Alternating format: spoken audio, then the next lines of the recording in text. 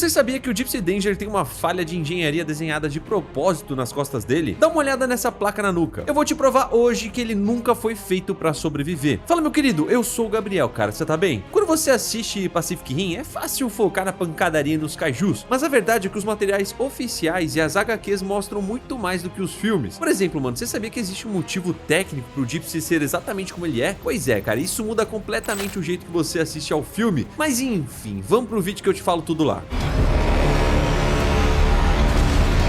Mano, pra você entender a dimensão do que o Gypsy Danger realmente é, a gente precisa olhar um pouco nos arquivos de produção oficial do Guilherme Del Toro e no livro Man, Machines and Monsters. Ele é um Jäger modelo Mark III, e por que isso importa pra você? Porque a terceira geração de Jägers foi o momento em que a humanidade parou de apenas tentar se defender e começou a construir máquinas feitas especificamente para matar com eficiência máxima. O Gypsy tem exatos 79 metros de altura e pesa 1980 toneladas. Mano, só que esse peso é surpreendentemente leve se você comparar com os modelos mais antigos, como o próprio Cherno Alpha, que é um modelo Mark I. A Pan Pacific Defense Corps, a PPDC, precisava de agilidade, e para movimentar quase 2.000 toneladas com velocidade que o Gypsy tem, eles tomaram uma decisão extremamente perigosa. Eles colocaram um reator nuclear de fissão no peito dele. Enquanto os Jägers mais modernos, como o Striker Eureka, que é um Mark V, usavam baterias elétricas avançadas e limpas, o Gypsy é movido a energia nuclear pura. E isso não foi falta de tecnologia, tá, cara? Foi uma escolha de design deliberada. Um reator nuclear duplo permite que o Gypsy opere de forma independente de qualquer base por semanas. Ele não precisa recarregar, basicamente ele virou um Jäger independente. Mas ter, cara, um reator nuclear no meio do peito cria um problema gigantesco de engenharia. E é aqui que entra o primeiro grande segredo do design dele, algo que muita gente assiste aos filmes dezenas de vezes e não capta. Sabe aquele formato estranho nas costas dele? Aquelas placas que ficam na região da nuca e nos ombros? Se você olhar os esquemas oficiais do Gypsy nas HQs e nos manuais de produção, você vai perceber que aquela placa que fica na região da nuca e nos ombros é a maior peça de engenharia do robô inteiro. Aquilo ali é, na verdade, a última linha de defesa de quem tá pilotando. Os engenheiros concentraram duas coisas extremamente críticas e frágeis exatamente no mesmo lugar: os difusores de calor do reator e o sistema de encaixe da cabine. Como o Gypsy é nuclear, o nível de superaquecimento interno é absurdo. Se não houvesse uma exaustão constante, o chassi inteiro derreteria de dentro para fora em poucos minutos de combate, né? Então os engenheiros foram obrigados a instalar exaustores gigantescos na nuca e nas costas. Só que tem um detalhe que muda tudo nisso, mano. Diferente dos outros robôs com um design totalmente integrado, tipo o Striker Eureka, onde a cabeça e o corpo são uma peça de aço contínua, sabe? Uma peça única. O Gypsy Danger tem aquela cabine que se solta. Os pilotos entram na cabeça e ela desce até o corpo e se prende apenas por conexões e travas mecânicas no pescoço. Se você comparar os dois projetos, você vai notar que essas juntas e encaixes do Gypsy são um ponto fraco gigantesco. Se um monstro acertar um soco ali com força, ele quebra as travas e arranca a cabine inteira com os pilotos dentro. Como a cabeça do Gypsy é muito visada e toma bastante dano dos monstros durante o filme, os projetistas meteram aquela blindagem massiva, cara, na parte da nuca. A ideia era criar um escudo pesado para poder esconder essa vulnerabilidade ao máximo e conseguir proteger as juntas mecânicas da cabine, mas sem fazer o monstro perder a mobilidade dos braços e do pescoço. Só que ao mesmo tempo, essa placa serve para canalizar e direcionar o fluxo de calor escaldante do reator para longe dos sistemas eletrônicos da cabeça, você entende? Só que pensa comigo, cara, o Gypsy ele foi projetado para enfrentar criaturas pesadas, só que a própria engenharia dele o obriga a ter uma zona de falha crítica exposta bem na nuca, protegida apenas por aquela placa de metal. Logo, isso justifica porque o estilo de luta do Gypsy é sempre focado no combate frontal. Repara nos filmes, cara,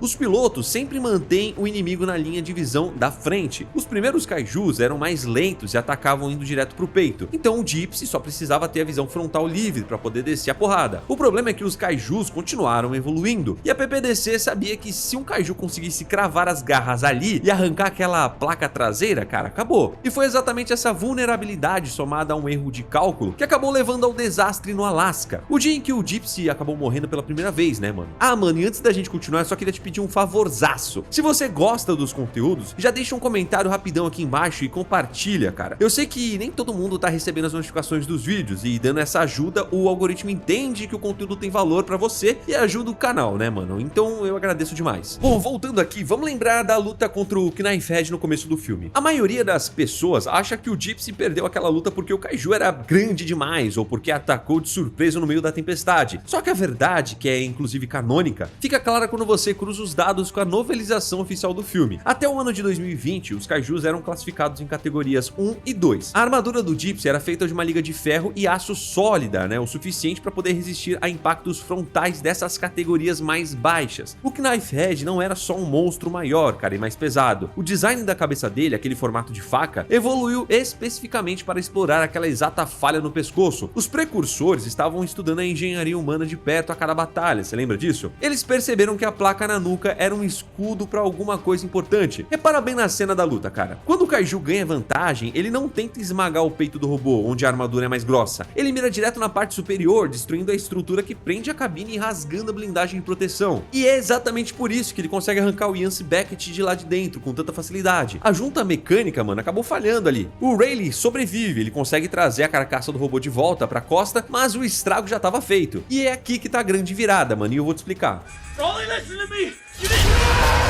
Quando a PPDC fica sem dinheiro e o programa Jäger é cancelado, o Stacker Pentecost recupera a carcaça do Gypsy. Ele entrega o projeto de restauração nas mãos de uma pessoa, mano, a Mako Mori. E a Mako não apenas consertou o robô, ela o redesenhou com base no que ocorreu. O Gypsy que você vê na maior parte do filme não é o Gypsy original do início, é o Gypsy 2.0. E como você percebe logo nos primeiros minutos da história, o Gypsy sempre teve aquela característica de a cabeça descer de um guindaste e se acoplar ao pescoço através daquelas juntas mecânicas que eu mencionei antes. Esse era o design de fábrica dele. O problema é que o Knifehead acabou destruindo essas juntas no Alasca e arrancou metade da cabine. O Yancey acabou morrendo e o Rayleigh ficou completamente preso. Na versão original do Mark III, se o sistema de encaixe fosse comprometido daquele jeito, o protocolo de ejeção acabava falhando. O piloto virava refém da própria máquina ali dentro. E é aqui que entra o grande toque da Mako Mori. Ela leu o relatório do desastre do Alasca, ela estudou o trauma do Rayleigh, que foi forçado, né, a pilotar o robô sozinho, e como a Mako não podia mudar a engenharia base do Gypsy, a cabeça ainda precisava ser acoplada daquele jeito. Ela acabou resolvendo o problema por dentro. Ela alterou a estrutura do Compod para poder adicionar parafusos de soltura explosiva e cápsulas de fuga totalmente independentes. O novo sistema de ejeção do Gypsy Danger 2.0 não é só uma atualização de segurança, mano. Foi a forma da Mako garantir que se as travas do pescoço falhassem de novo, ninguém mais teria que morrer no escuro. Ela construiu uma saída de emergência infalível, porque o Gypsy era o único Jäger que carregava o fantasma de um piloto que não teve a chance de sair. E já que a gente tá falando das atualizações da Mako, eu vou te mostrar algo que muda a forma de entender o combate do filme. No começo da guerra, o Gypsy só usava o canhão de plasma e os punhos limpos, né? Ele literalmente descia a porrada. Só que quando ele é reconstruído, ele ganha a Chain Sword, aquela espada retrátil insana, sabe? Que vira um chicote e depois endurece. Mas por que ele foi ter essa espada só depois de ser reconstruído? Porque os engenheiros não colocaram uma espada logo na versão original de fábrica. A primeira coisa é que o Rayleigh nem sabia que o próprio Jäger tinha essa espada até ser literalmente arrastado pro espaço. Isso porque na versão original do Gypsy, ele de fato não tinha essa espada. E não tinha por conta do Kaiju Blue. O sangue dos Kaijus é uma substância de base amoníaca, né? Altamente ácida e absurdamente tóxica. Nos primeiros anos, quando os Jägers usavam mísseis ou rasgavam os Kaijus na bala, o sangue azul espirrava por toda a cidade, entrava no lençol freático do oceano, né? E tornava as cidades humanas inabitáveis. Então, quando a Mako Mori e os engenheiros foram reconstruir o Gypsy, perceberam que o canhão de plasma dele causava queimaduras cauterizantes, o que era ótimo. Só que demorava muito para recarregar contra kaijus mais ágeis. Logo, eles precisavam de uma arma de corte limpo, rápido e cauterizante. Aí criaram a Chain Sword, que foi projetada especificamente não apenas para cortar carne alienígena, mas para aquecer as bordas de corte em alta temperatura. Quando o Gypsy fatia um monstro com a espada, a lâmina cauteriza a ferida no mesmo milissegundo em que ela corta. Ela queima as veias do monstro instantaneamente, impedindo que o sangue tóxico jorre pela cidade. E para você ter uma noção do nível de detalhe, os dentes da corrente da espada são feitos de uma liga de titânio, aço e obsidiana estelar, mano, desenvolvida secretamente durante os anos em que o programa Jäger estava perdendo financiamento.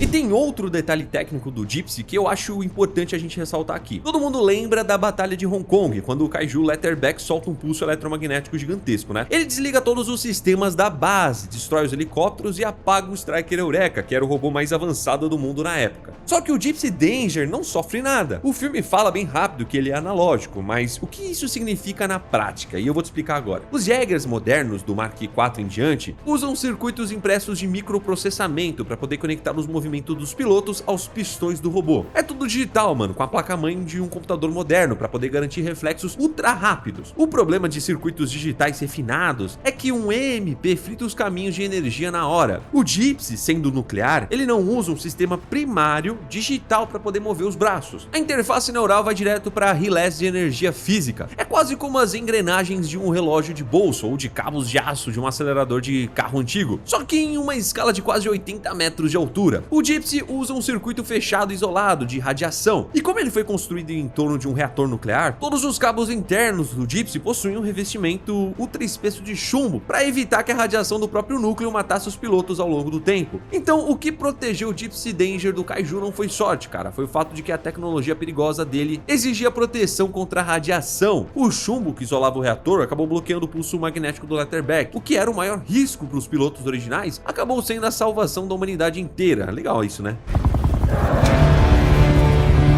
E é aqui que todos os dados oficiais das HQs, até as declarações do próprio diretor, convergem para o fato mais assustador sobre o Gypsy Danger. Você lembra que no começo do vídeo eu disse que ele nunca foi feito para poder sobreviver? Acompanha meu raciocínio, cara. Quando o Stacker Pentecost aprova a reconstrução do Gypsy, o mundo já estava acabando. Os Kaijus estavam saindo da fenda em duplas, maiores e mais pesados. O plano final não era defender uma cidade. O plano era pegar uma ogiva termonuclear, descer na fenda no fundo do Oceano Pacífico e explodir a ponte entre os dois universos.